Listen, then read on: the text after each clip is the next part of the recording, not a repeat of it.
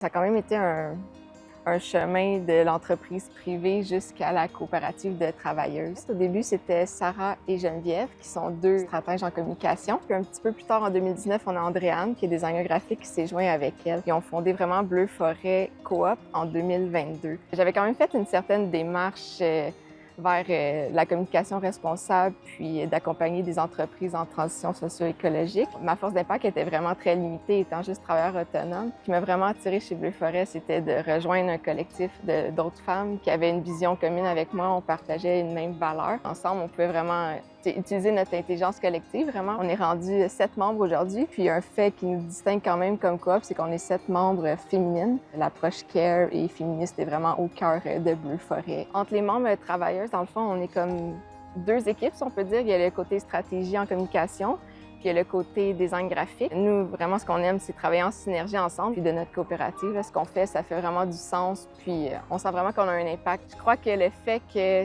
justement, ce soit très démocratique, ça fait que nos membres sont vraiment engagés, autant chez Bleu Forêt, mais aussi avec les clients, parce que c'est notre entreprise collective, donc on veut tout que ça fonctionne bien, puis on a vraiment à cœur nos projets, puis les clients avec lesquels on collabore. On accompagne seulement des OBNL, des coopératives, territoires, municipalités, mais pas d'entreprises privées, parce que pour nous, ça ne rejoint pas notre modèle puis nos valeurs. Qu'est-ce qui fait que nos services changent? Bien, c'est aussi les besoins de notre clientèle. Veut pas. On continue de se former. On est vraiment des femmes curieuses, puis on aime ça apprendre des nouvelles choses. Donc, c'est vraiment la clientèle aussi qui nous guide. On travaille vraiment en collaboration. Dans notre coopérative, on réinvestit en fond nos surplus, autant dans la coopérative qu'aussi auprès des communautés. À chaque année, on fait un projet pro bono. Donc, on fonctionne généralement par appel d'offres. Les organismes nous contactent, puis en équipe, on choisit le projet sur lequel on va collaborer gratuitement cette année pour augmenter leur force d'impact, parce qu'il n'y aurait peut-être pas les moyens non plus ou les ressources de se payer un service d'agence de communication. Les revenus qu'on génère, ça nous permet aussi de nous offrir des bonnes conditions de travail. Donc, chez Bleu Forêt, on travaille 4 jours par semaine. On a un horaire réduit. Ça nous permet vraiment de poursuivre nos aspirations tant personnelles que professionnelles. C'est vraiment important pour nous que chaque membre se sente bien puis soutenu dans la coopérative.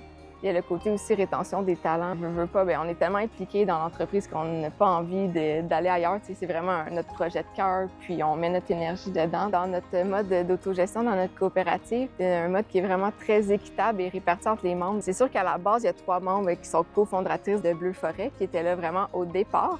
Mais ça ne fait pas en sorte qu'elles ont plus de pouvoir décisionnel ou plus de responsabilité. La clé, disons, de Bleu Forêt, c'est la confiance qu'on se porte aussi entre membres, puis le climat qui est vraiment transparent. Il n'y a pas de décision qui est prise en cachette. On consulte les membres tout le temps. C'est vraiment ça qui fait en sorte qu'on est cohérent. Un des mythes, en tout cas, qu'on entend souvent aussi en économie sociale, c'est qu'on fait du bénévolat ou qu'on ne fera jamais d'argent avec ça. Bleu Forêt existe vraiment et fait vivre cette famille actuellement. Donc, on a des bonnes conditions de travail. On a un emploi qui correspond à nos valeurs, puis on a des revenus qui nous soutiennent dans notre rythme de vie. Ça me rend vraiment fière d'avoir sorti de ma bulle puis de participer à des projets collectifs, parce que je pense qu'individuellement, on peut apporter quelque chose, mais c'est vraiment collectivement là, qu'on peut trouver ensemble des solutions pour les crises qui sont en cours en ce moment. Et on ne peut pas continuer l'économie comme elle se fait en ce moment. On fonce dans un mur, puis il faut trouver des nouveaux modèles. On peut créer des entreprises qui prospèrent, qui répondent à des besoins, qui engagent des humains. On a annoncé la fondation, dans le fond, du collectif des coops créatives